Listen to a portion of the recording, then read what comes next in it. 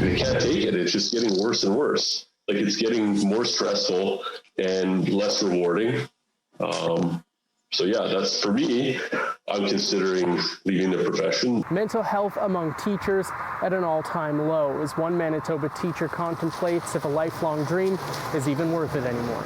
Teaching in schools this year is like crazy. I think teachers had like a pretty high workload before and getting worse.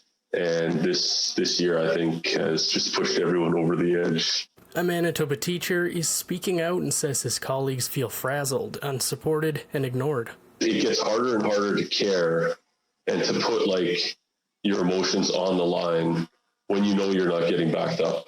He's asked to remain anonymous out of fear of repercussions for speaking to the media. He says teachers in his circle run back and forth between multiple classrooms at a time, and alleges the staff room, which used to remain politics-free out of fear of division, is now a political deluge. The Manitoba Teachers Society polled teachers in a town hall in late 2020, and over half said they are looking to leave the field. It's not improving.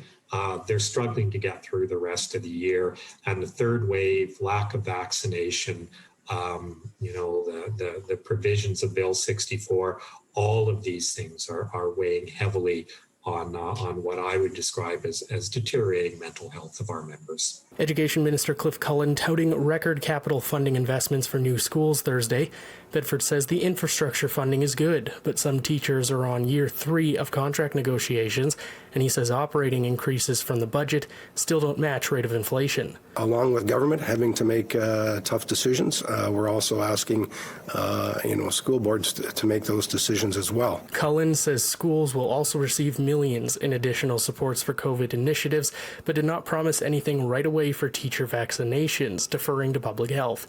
As for the teacher, I just think it's going to keep getting worse. In Winnipeg, Mike Albanese, City News. The Education Minister also announcing Thursday the province hopes to complete their promise of 20 new schools in Manitoba 5 years ahead of schedule. The previous timeline was for 2030. That now moves to the end of 2025. Cullen says hundreds of millions in new capital has them believing this will be possible. Obviously, there's a lot of variables when it comes to building schools. I mean, there's acquiring property, and then there's the tendering process and so forth. So it does get quite complicated, but we're quite optimistic we can achieve our goals ahead of schedule based on the additional $350 million of capital over those 4 years.